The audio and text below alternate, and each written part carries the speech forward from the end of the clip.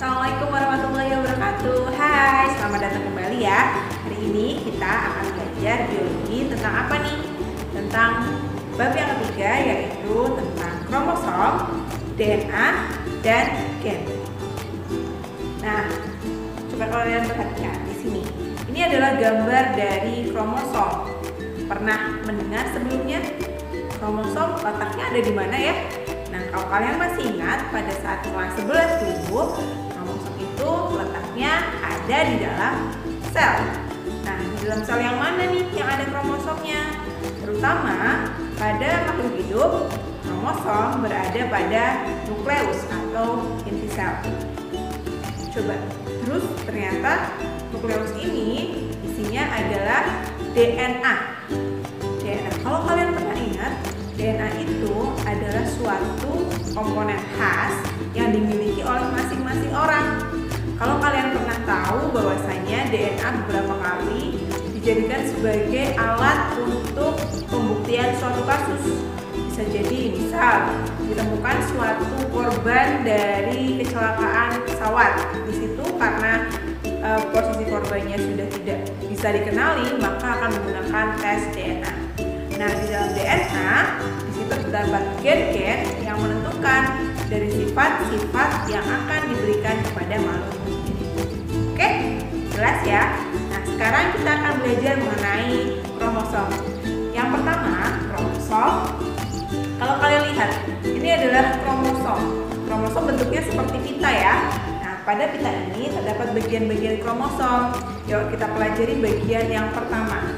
Bagian-bagiannya. Nah, yang pertama ini adalah bagian tentang bagian lengan kromosom ya.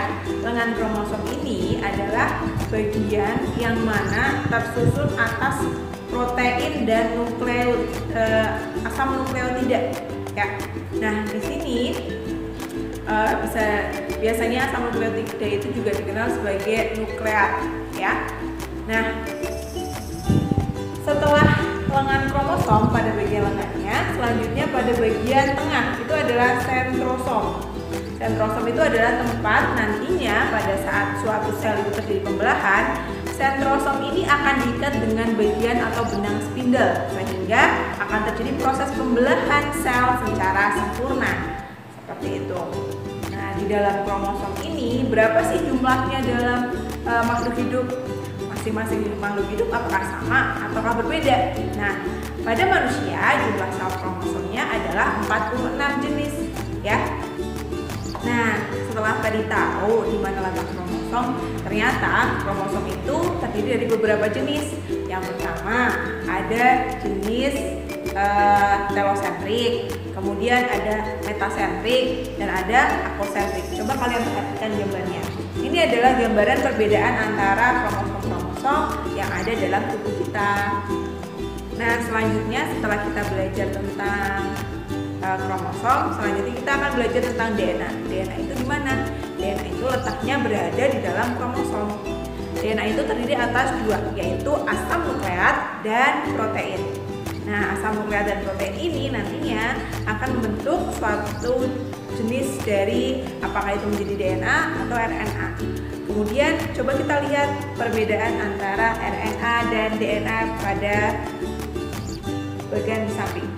Nah, coba silahkan tambahkan pada catatan kalian mengenai beberapa perbedaan antara DNA dan RNA. Bisa di-pause dulu ya.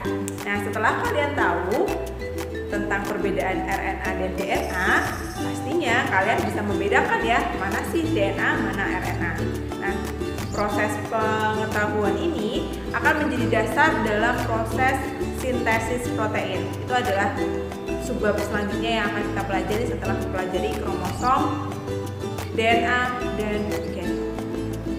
Nah, selanjutnya di dalam DNA kita akan mengenal beberapa rangkaian. Yang pertama adalah nukleotida. Nukleotida itu tersusun atas gugus gula, gugus fosfat, dan basa nitrogen. Ya, dalam satu kesatuan ini dinamakan sebagai nukleotida. Kemudian yang kedua kita akan mengenal nukleosida. Nukleosida tersusun atas gugus gula dan basa nitrogen tanpa adanya fosfat. ya. Itu dibedakan antara nukleotida dan nukleosida. Nah, setelah kita mengenal bagian-bagian dari DNA, selanjutnya kita akan mengenal cara dari bereplikasinya DNA tersebut. DNA bereplikasi dalam 3 cara. Yang pertama, DNA semi-konservatif, kemudian DNA konservatif, dan DNA dispersif. Nah, perbedaannya apa? Silahkan kalian lihat pada gambar di samping. Ini adalah perbedaan dari macam-macam replikasi dari DNA itu sendiri ya. Silahkan bisa kalian tambahkan. Nah, perbedaannya adalah pola dari replikasinya. Dan yang terakhir kita belajar tentang gen.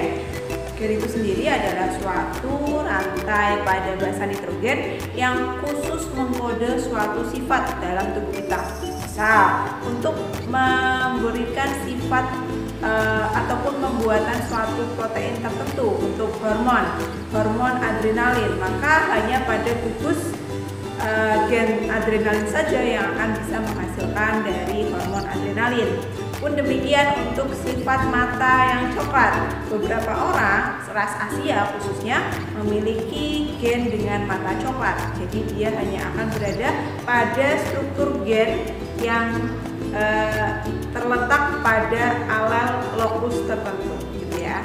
Kalau kalian bayangkan di sini, ini adalah gambar dari kromosom. Kromosom itu adalah kromosom homolog. Kromosom homolog itu adalah kromosom yang berkesesuaian satu sama lainnya. Dikatakan kromosom homolog adalah saat dalam satu kromosom ini tersusun atau memiliki lokus gen yang berkesesuaian. Jadi di sini ada A besar, di sini ada A kecil. Kemudian di sini ada B besar, di sini ada B kecil. Itu adalah satu kromosom gen yang berkesesuaian, yaitu kromosom homolog. Yang mana gen-gen ini fungsinya membuat suatu sifat ataupun suatu bentuk tujuan tertentu dalam tubuh kita. Untuk mata itu sendiri, untuk gen, untuk enzim dan lain sebagainya yang ada dalam tubuh. Gitu ya. Semoga pembelajaran tentang kromosom, DNA dan gen ini bisa dipahami. Dan jangan lupa tambahkan catatan kalian di ABS Note Taking dengan menuliskan hal-hal penting yang sudah kalian pelajari pada hari ini. Terima kasih, sampai jumpa kembali.